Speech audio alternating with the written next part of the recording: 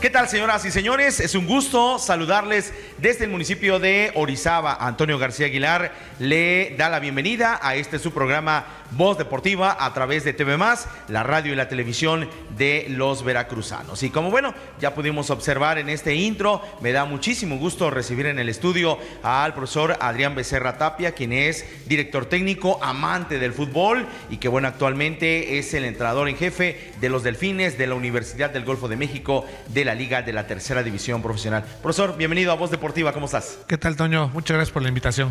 Pues vamos a conocer un poco más, vamos a adentrarnos acerca de esta gran trayectoria que tienes como director técnico, también como futbolista en su momento, y pues para que toda nuestra audiencia vaya conociendo a Adrián Becerra Tapia. Claro. Hoy lo conocemos muchísimo siendo líder con los Delfines de la UGM, pero hay una trayectoria de hace muchos años. Platícanos de ella, por favor. Bueno, sí, la verdad, el gusto por el fútbol ya pasa desde hace, no sé, alrededor de 6 años cuando empecé a jugar este maravilloso deporte. La verdad, mis inicios fueron con el equipo 11 Hermanos, de gran tradición aquí en Orizaba. Y ahí empezamos esta aventura en el fútbol, la verdad, y también un poquito con la selección del Colegio México. Yo cursé en mi primaria, entonces ahí fue donde en ambos equipos compartimos con la selección y en las categorías infantiles del grandioso club 11 Hermanos de don Joaquín Curibarqué.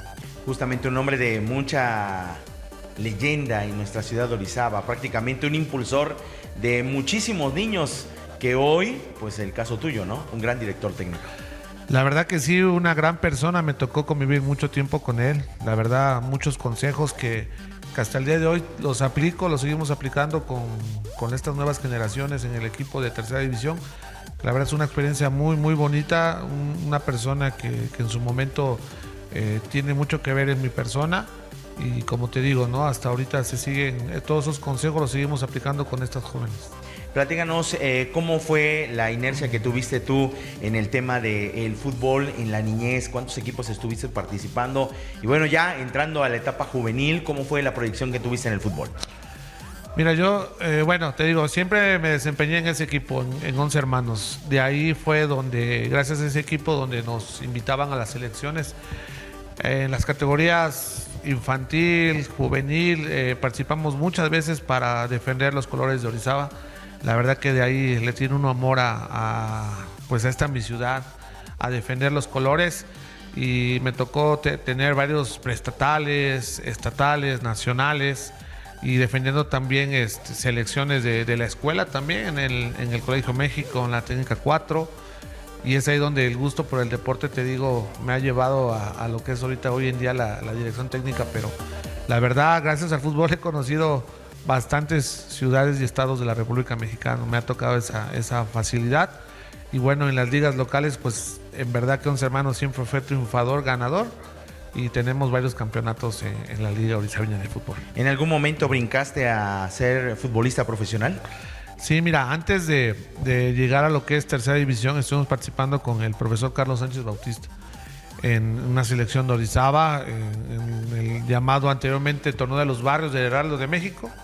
Ya me tocó ir 2 años y tuvimos la fortuna en el segundo año de poder jugar una final del Torneo de Barrios contra las fuerzas básicas del América. Fue una experiencia maravillosa, única, que la perdimos, pero todo lo que se vivió, todo lo que estuvimos jugando, alternar con jugadores de primera división en su momento juveniles, y que prácticamente ese equipo que enfrentamos en la final, la mayoría jugó en ascenso en un primer equipo, ¿no? Fue una grandiosa experiencia.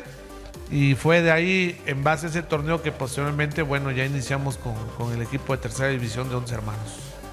11 hermanos para ti deja una huella muy importante, por lo que estoy escuchando, dentro de tu formación como futbolista, ¿no? Y antes, pues nada más existía una tercera división aquí en Orizaba hace muchísimos años, ¿no? Sí, no, hombre, yo te hablo del año de 1995, cuando llega aquí esa tercera división, cuando 11 hermanos pues toman las riendas de ese equipo.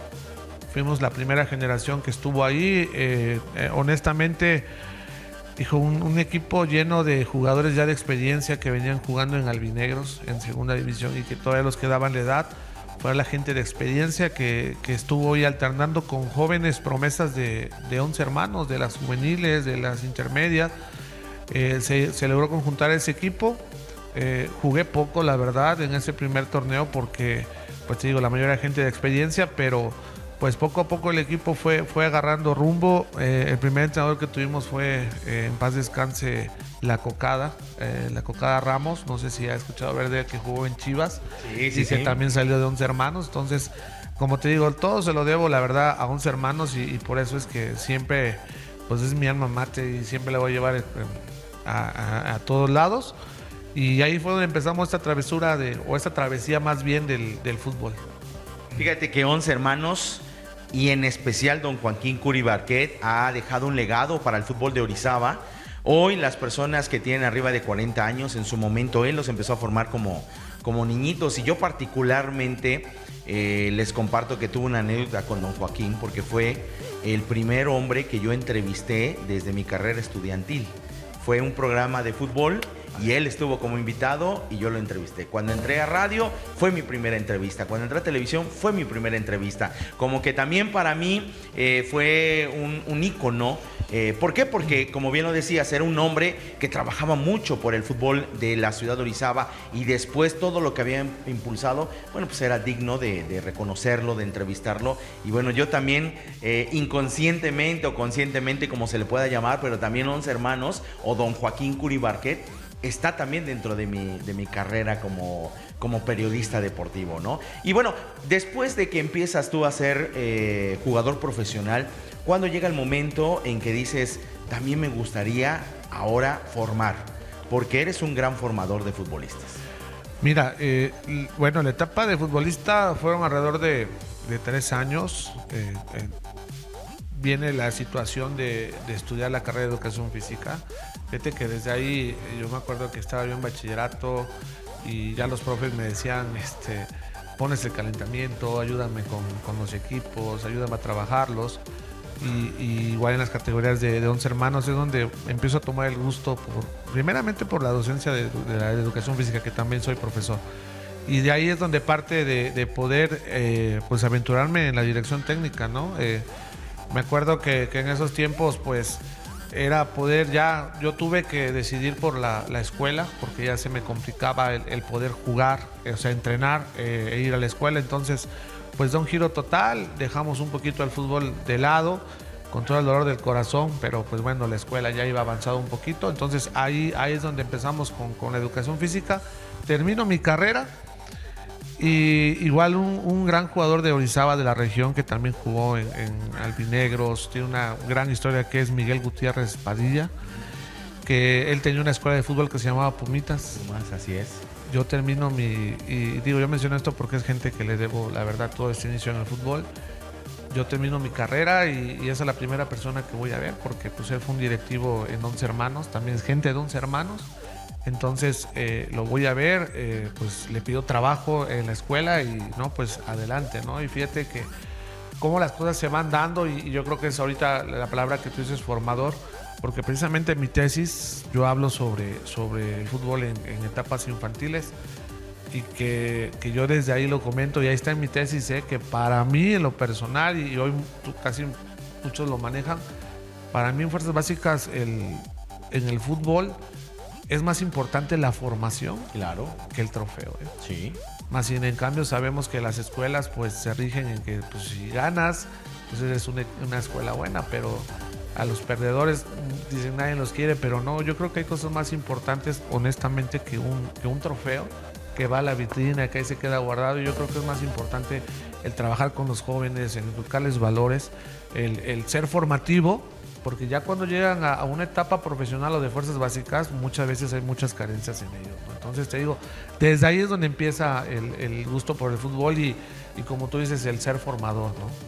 Es lo más importante hoy en día, el trabajar con los jóvenes, porque sí, desafortunadamente los vemos, algunos ya vienen con muchos problemas en casa y cuando están inmiscuidos en un equipo de fútbol les cuesta mucho el trabajo en equipo, que es lo fundamental, ¿no? Y posteriormente, cuando pierden, hay muchos que no se saben levantar de la derrota y ese es el trabajo de un verdadero formador en cualquier disciplina deportiva, pero en este caso, en el fútbol, es muy importante el trabajar en eso, el saber. No nada más es llegar y ser campeón, sino el saber perder y el saber levantarse, ¿no? Y lo hemos visto porque, bueno, en la trayectoria que tengo el gusto de conocerte, bueno, pues muchos chavos de los que has tenido en tercera división, ya ahorita ya están brincando, ya están proyectándose y creo que eso es lo más importante, ¿no? Dejar huella. Así es, pero te digo, parte de todo eso, el gusto ahí en el fútbol, el empezar con niños, empezar con esas etapas infantiles y ya posteriormente, bueno, viene el salto a lo que es la Universidad del Golfo de México, donde empezamos a trabajar en la coordinación deportiva y cultural, y es ahí también donde el ingeniero Prudencio Reyes nos apoya, nos echa la mano para poder cursar la carrera de director técnico. La verdad que cuento con todo el apoyo para poder asistir a Veracruz y es ahí donde empieza esa travesía, ¿no? Porque a la par viene el equipo de Delfines en el año 2006. Me ha tocado alternar con grandes entrenadores, con grandes profesores, pero bueno, la encomienda era que en años más adelante yo pudiera dirigir. Entonces, ya cuando termino mi curso de entrenadores, cuando empezamos a poder dirigir, ¿no? Ahí en el equipo. Ya llevas bastante tiempo al frente de los Delfines y con esto también exportando muchos chavos, ¿no? Que hoy en día los vemos tanto en equipos como montañeses, como otros equipos que se han ido tanto de liga de expansión y que bueno, se han proyectado mucho. Sí, mira, bueno, el inicio fue en el año 2006, haciendo funciones de auxiliar, de preparador físico, entre otras tantas cosas, ¿no? Y aprendiendo de los profesores que han estado, porque te voy a repetir, o sea, hay desde el primer entrenador que fue Arturo Tejeda, pasando también por el profe Odilón, el Doc Ortiz, ¿quién más? El Pillo Rocha, el Pillo también del Tec de Orizaba. ¿No? Así es. Entonces, Nacho Morales estuvo también un tiempo ahí en Delfín. Entonces, de ahí es donde uno aprende, uno empieza a ver los trabajos, los entrenamientos. Y bueno, ya una vez terminado el curso, me dan la responsabilidad en un primer torneo, ¿no? En un primer torneo en el año 2010. Pero la verdad, como todo novato, como todo gente pues sin experiencia, no me va tan bien. Entonces estuve ahí un poquito de tiempo, vuelvo a mis funciones de auxiliar, de preparador físico. Y ya en sí, en el 2016 es cuando ya agarramos bien ya las riendas del equipo, ya con un proyecto, ya con un trabajo de continuidad. Y es ahí donde, bueno, los resultados ya se empiezan a dar, ¿no?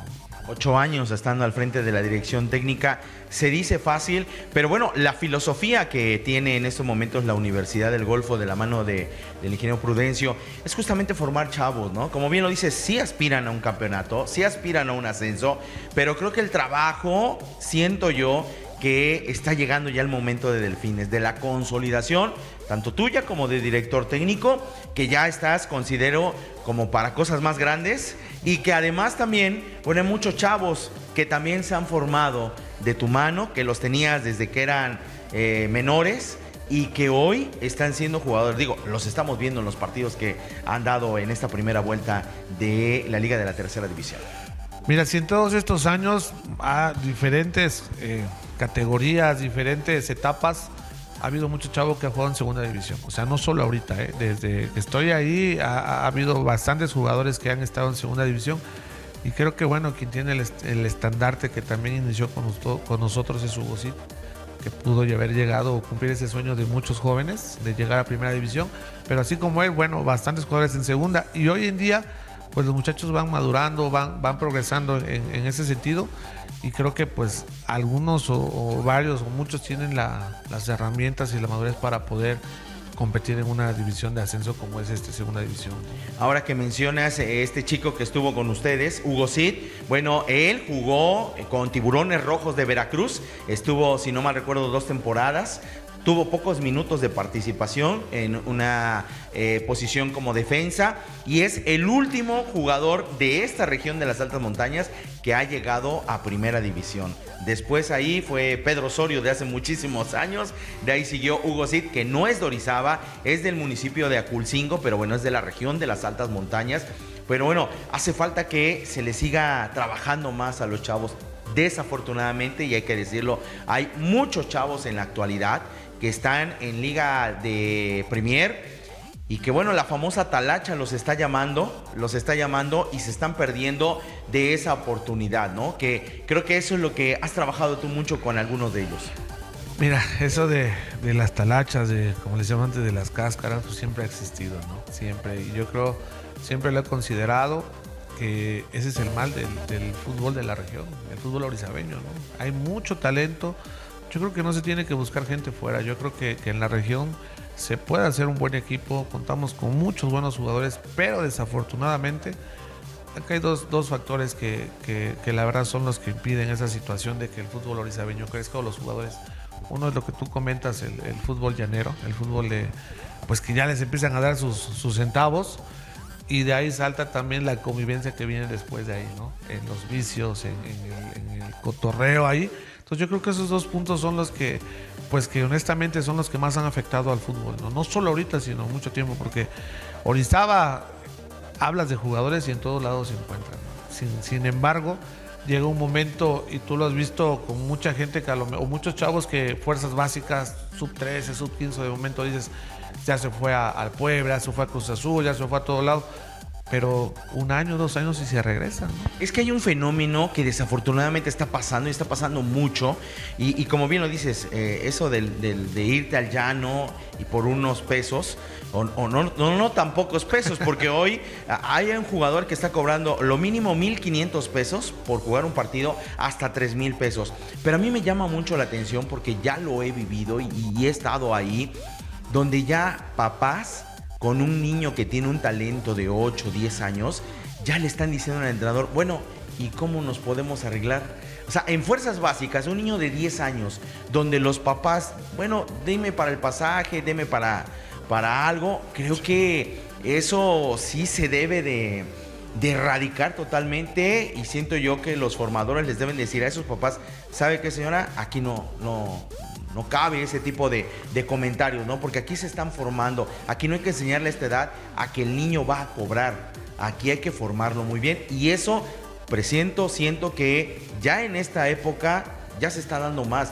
Hay muchos jugadores que los podemos ver y que a mí me ha costado verlos, que van temprano a jugar 8 de la mañana y a las 12 ya se están echando otro partido y cobran 1,500, 2,000. Y dice, bueno, ya en un día me estoy llevando entre 4,000, 5,000 pesos. Y es ahí donde el jugador dice, voy a ir a entrenar todos los días, no me van a pagar. Pues mejor me voy al partido del domingo, del fin de semana, ¿no? Y con eso estoy bien.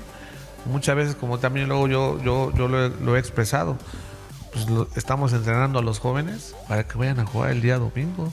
O sea, es una realidad, ¿no? Sí, cierto. Entonces, por eso digo, la mentalidad del jugador es así, ¿no? No, pues ¿para qué me voy a esforzar toda la semana? Si en un día puedo sacar lo de mi quincena, ¿no? Lo de mi mes, ¿no? Entonces, eso es lo que hay que atacar, y yo creo que eso también viene desde las ligas, ¿no? Desde que jugadores que estén participando en el fútbol profesional, llámese tercera división o segunda división, pues en las ligas pues no los dejen jugar, ¿no? Es correcto. Es una realidad, pero también a los dueños de los equipos de esas ligas pues no les conviene, ¿no? Porque esa es la atracción, esos es los que les dan más sabor a los partidos. Entonces yo creo que ese mal, pues te digo, viene de años, desde que yo jugaba también en la amateur siempre ha sido eso, ¿no? Que jugadores que están participando profesionalmente, pues bien, los domingos están jugando. Entonces ahí es donde tenemos que ver, voltear a ver todo eso y unificar criterios para que el fútbol orizabeño, nos quejamos de que no hay una liga de ascenso, que somos la cuna del fútbol, pero solamente de nombre, ¿no? Porque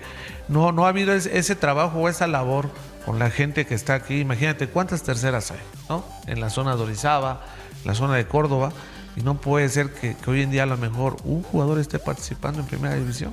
Y eso con poquitos minutos o en los últimos 2, 3 años es complicado, ¿no?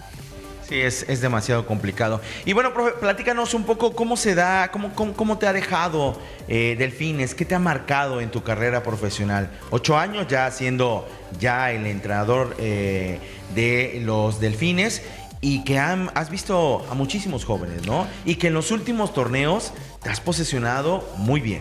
Sí, mira, hablamos del 2016 cuando ya el proyecto, te digo, anteriormente hacerla de auxiliar, de preparador físico, de todo tipo de apoyo en el equipo, pero ya en el 2016 tomamos ya bien las riendas del equipo y es donde decidimos darle continuidad al proyecto, ¿no? Y ahí es donde considero yo en los resultados que hemos tenido que es ahí la clave del éxito, ¿no? El tener continuidad, el tener los procesos, ¿no? El que llegues de menor o un año más chico y que poco a poco vayas teniendo minutos para poder consolidarte. Yo creo que ahí es cuando ya tomamos esa batuta.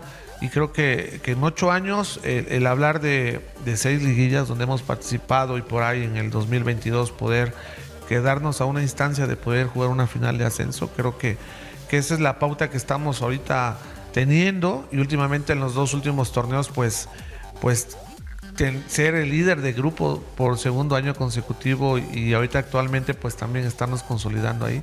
Yo creo que esa ha sido la clave de este proyecto, darle continuidad y sobre todo, hago mención mucho de eso, tener jóvenes de la región, porque te vuelvo a repetir, yo estoy convencido que en Orizaba y sus alrededores hay mucho talento. No lo estamos aprovechando, perdón. Exacto. No lo estamos aprovechando. A veces queremos traer gente de fuera por el atractivo y todo, pero yo creo que en un buen proyecto podemos hacer grandes cosas en el fútbol. Y en cada torneo siempre puedo ver que tienes a chavos, jovencitos, que los vas a debutar. O sea, cada torneo hay un debut, ¿no? El que se me viene ahorita a la mente, el portero, que acabas de debutar en esta primera vuelta de este torneo. Y así vienes trabajando. O sea, a pesar de que traes hombres ya de experiencia, pero también atrás vienen chavos que el trabajo va a seguir, a pesar de que los demás se vayan. Y mira, a veces los equipos se quejan de que es que ya se me van como 6 mayores y tengo que buscar gente. Nosotros por lo regular no trabajamos con jugadores a tope, o sea, siempre estamos un año abajo, ¿no? Para que en un siguiente año se consoliden. Entonces, a veces decimos, pues ya se va un jugador, se va otro, pero cuando vemos ya vienen atrás otros que a lo mejor no tenían tanta la titularidad, pero se la están ganando en este torneo y cuando vemos ya están saltando y mira, es lo que te digo. A veces dicen, es que mi proyecto es formativo, es que mi proyecto no es de competencia. Yo creo que haciendo un buen trabajo se puede ser formativo y se puede ser competente en el torneo, ¿no? O sea, teniendo buenos resultados, teniendo buen trabajo, yo creo que esa es la pauta para poder tener éxito, ¿no? En el fútbol. 8 años al frente de una tercera división y viene una pregunta muy importante. Adrián, ¿ya está listo para escalar? Mira, para eso nos preparamos, para eso trabajamos. Yo creo que también aquí como el sueño de los jóvenes, que también es poder ascender a una segunda, una primera división. Nosotros también, ¿no? El hecho, el trabajar en tercera división, estamos en la encomienda y el día que se requiera o me requiera, estoy no puesto para poder estar en otra división.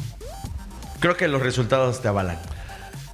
Dicen que el trabajo es el que habla por nosotros. Exactamente. Fíjate que yo siempre soy muy así de no hablar de lo que yo hago. A mí yo siempre lo he dicho, cuando la gente habla, cuando la gente es la que comenta, cuando la gente dice, yo creo que esa es la mayor satisfacción. Si imagínate, si yo me pongo a hablar de lo que yo hago, pues voy a hablar maravillas, ¿no? Pero cuando la gente te dice, cuando en la calle te saludan y te dicen, oye, qué buen trabajo estás haciendo, esto, lo otro.